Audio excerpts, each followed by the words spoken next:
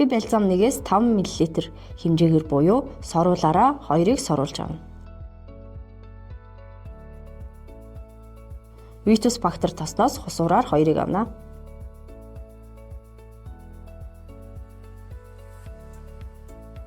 Тоснуудаа цэвэр савнд хийж сайтар холж бэлтэнэ.